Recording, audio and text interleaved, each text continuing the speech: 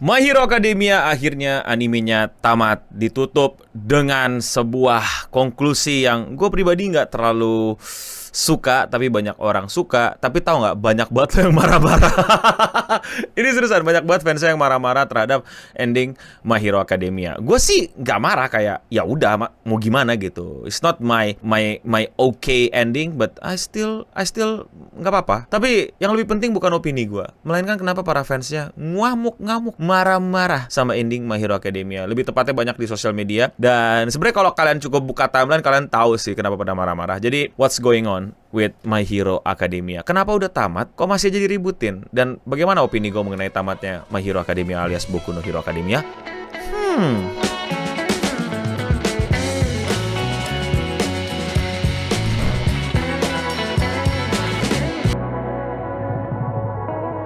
Jauh dari sebelum COVID, gue udah ngikutin My Hero Academia. Gue cukup terlambat, gue baru ngikutin di season 2 pada saat itu. Dan gue kaget, ternyata gue bisa nemu sebuah anime yang sepertinya memberikan rasa yang berbeda. Gue nggak melihat protagonis yang cowok berisik, hobi makan, dan ternyata keturunan ini, keturunan itu, sehingga dia mendapatkan seluruh kekuatan di muka bumi ini untuk mengalahkan iblis terkuat gitu. Gue melihat anak yang dari keluarga biasa-biasa aja, bahkan jatuhnya struggle karena single parents, dan dia adalah orang yang tidak terpilih, not the chosen one, not the one who gonna save the world, tapi orang yang berada di waktu dan tempat yang tepat. Bahkan dari berbagai macam stereotype shonen, Deku bukanlah MC yang cocok, lemah dan jatuhnya cry baby. Makanya banyak yang gak suka, tapi ada juga yang suka, atau yang gak suka kayak gue, tapi tetap ngikutin karena karakter lainnya. Dan gue suka banget kalimat awal opening di episode 1 tentang dunia ini gak adil. Itu pengingat buat kita semua, men. Dan mungkin lu pada masih lupa gitu bahwa dunia ini gak adil. Ya lu mau minta dunia adil tuh gimana? Karena dunia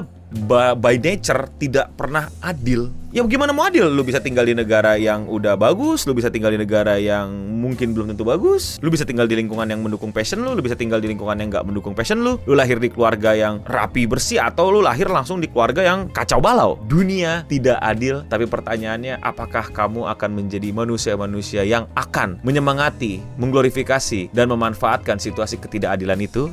Itulah inti dari My Hero Academia. Sebenarnya ada lebih banyak. Kalau misalnya gue bisa rangkum adalah no one beyond saving. Gak ada yang gak bisa diselamatin. Naif memang sangat, apalagi MC-nya. But that's how the stories goes, dan ditutup dengan everyone can be safe, tapi menyelamatkan bukan berarti membuatnya tetap hidup. Oke, ceramahnya gue udahin dulu. Nanti gue akan sambung dengan komentar-komentar. Gue akan kasih tahu kalian kalau misalnya di Twitter itu sebenarnya banyak rame orang nggak suka sama endingnya, dan alasannya menurut gue kayaknya malas aja gitu untuk gue ajak debat gitu, karena kayak tapi gue nggak meninvalidasi perasaan mereka yang tidak suka sama endingnya. Menurut gue karya ini boleh banget lu bilang lu nggak suka sama endingnya dengan alasan terbodoh apapun, cuman gue tetap berhak untuk bilang alasan lu bodoh. Yang pertama adalah orang pada bingung, kok si Deku tiba-tiba nggak kerja di fast food restoran gitu. Hey, itu cuman fan art. Gue nggak tahu apakah orang ini trolling, apakah orang ini emang bener-bener nggak tahu. Tapi itu adalah fan art yang sempat rame dulu-dulu tentang Deku yang tiba-tiba jaga toko Mosh Burger kalau kalian tahu di Jepang gitu. Dan ternyata ya itu fan art gitu. Tapi ya ternyata masih banyak yang belum tahu. Dan memang akhir-akhir ini kalau nggak salah My Hero Academia itu kolaborasi sama beberapa chain food di fast food Jepang. Jadi kayak ya mungkin maksudnya ke situ, tapi tiba-tiba orang mentalnya jadi itulah ending yang tiba-tiba Deku, Do you know that I once work with All Might to save the world? Ya, just put a price, bro.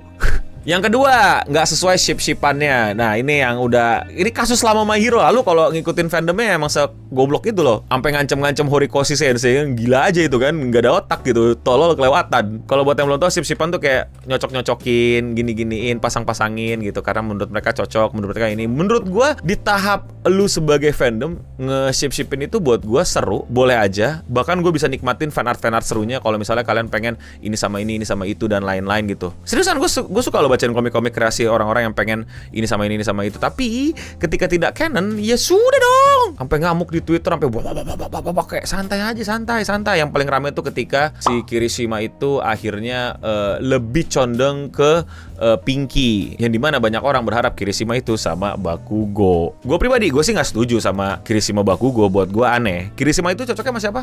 Mineta.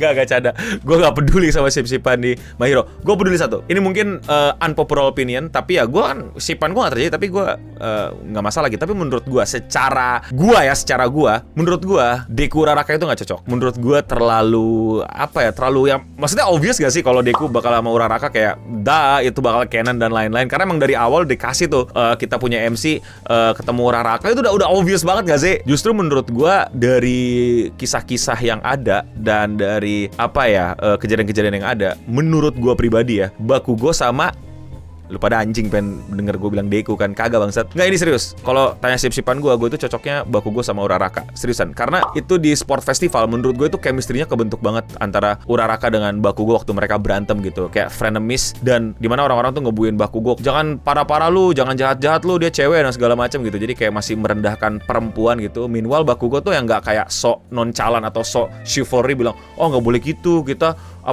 kesetaraan gender. Enggak, dia nggak berpikir ke arah situ dengan pikirannya gitu. Dia bilang kayak, nih orang fragile sebelah mana anjing gitu. Kayak itu buat gue lebih nunjukin chemistry gitu loh, tentang pasangannya setara.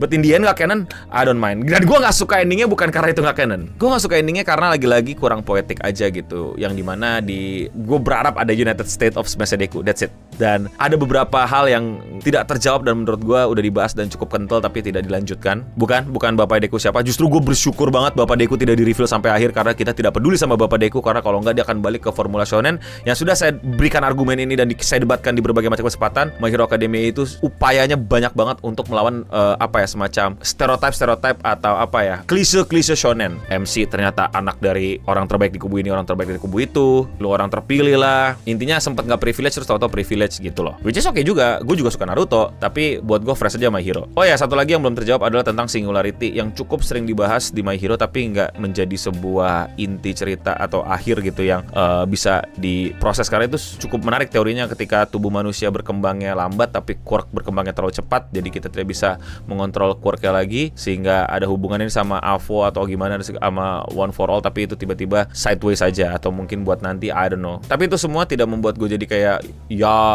gue tetap nangis di ending. Gue tetap berkucuran air mata melihat bagaimana penggambaran poetik yang lain tentang Deku ketemu orang yang bukan quirkless lah, yang quirknya jelek, bagaimana UA sekarang, dan banyak homage ke episode 1 kayak mereka pas jadi pakai hero dan lain-lain. Itu banyak shot yang mirip. Ada apa yang gue sayangkan? Ada tuh sebenarnya Deku nembak Uraraka nggak masuk di manga, ada loh, lu baca manga deh. By the way, manga revisi sampai 3 kali kalau nggak salah tuh chapter terakhir, saking Horikoshinya juga sedikit nggak nyaman sama dia punya ending. Kelihatan deh Horikoshi Sensei juga ganti-ganti mulu soalnya. Dan Deku waktu pakai armornya ya nggak tahu ya, mungkin udah kehabisan baca atau apa, kan bisa kayak All Might gitu atau gimana, kayak tiba-tiba tapi tiba-tiba langsung kayak ganti aja gitu, kayak sayang gitu. Kayak menurut gua lebih gatel gitu. Please dong para animator yang lagi belajar bikinin dong Deku pakai armor gitu. Gitu kayak keren gitu buat penutup, ya gak sih? Tiba-tiba cuman ganti. But in the end still a good episode. The best season for me still season 3, tapi habis itu ada season terakhir. Dan satu hal yang membuat gue tidak quote-and-quote marah-marah dan lain-lain, karena menurut gue endingnya itu bukan di sini. Menurut gue ending dari My Hero Academia adalah, ini gue pribadi, terserah lu mau setuju apa enggak, adalah ketika Bakugo mengarahkan All for One. Sebelum animasinya sebagus itu di manga pun gue udah bilang waktu gue nge-review manganya, that's the best things yang gue bisa baca dan gue bisa hype ngeliatnya, karena keren banget, awesome banget, dan poetik banget sebenarnya. Ntar gue bisa gue bahas di video yang lain kenapa itu sangat poetik. But ya, akhirnya selesai. Tapi gak sesuai taste gue, tapi gue tetap bilang bagus, tetap gue bilang nangis. Season terbaik tetap season 3, season terakhir season kedua yang terbaik. Dan itu semua bisa bagus karena apa? Karena My Hero Academia tidak ada movie. Lu pada kalau nonton movie-nya animasinya gila-gilaan, tapi story-nya apaan dah. My Hero Academia movie-nya bagus cuman yang pertama. Tapi itulah perjalanan gue menonton My Hero Academia, membaca manga sampai tamat. Tenang, masih ada Vigilante. Kita bakal nemuin masa lalunya Aizawa dengan si siapa temennya tuh yang Awan yang jadi Nomu. Tapi kalau menurut kalian bagaimana? Bagaimana perasaan kalian ditemani hidupnya dengan anime My Hero Academia? Gimana perasaan kalian kemarin-kemarin Hina My Hero bilang ini, terus tiba-tiba FOMO ikut-ikutan endingnya? Masih gedek gue malu pada. Makanya jangan keluar-keluar lah kalau lu cuma ikut-ikutan, minimal nonton dulu gitu loh. Kalau nggak ntar malu. Atau ya biasakan diri untuk kayak shit gue menyesal ngatain My Hero ternyata bagus gitu loh. Jadi orang yang lebih terhormat dari sekarang gitu dan udah terbiasa untuk mengakui kesalahan. Ya, silakan komen di bawah, silakan kritisi. Dan kalau menurut kalian bagaimana? Komen di bawah. Kalau kalian suka sama overthinking anime kayak gini dan kalian mau support gue, lakuin dengan sesimpel klik tombol subscribe atau tombol like. Buat yang belum tahu, gue upload video sehari satu, jadi jangan lupa cek channel gue dan klik video menurut kalian belum kalian tonton. Dan jangan lupa juga untuk follow gue di Instagram dan TikTok untuk ngobrol-ngobrol dan sharing-sharing berita yang menurut kalian perlu gue bahas. Dan ya, sekian Radio Singham untuk episode kali ini. Gue udah pamit undur diri, dan untuk kita semua, saranimu koe, kurus utora.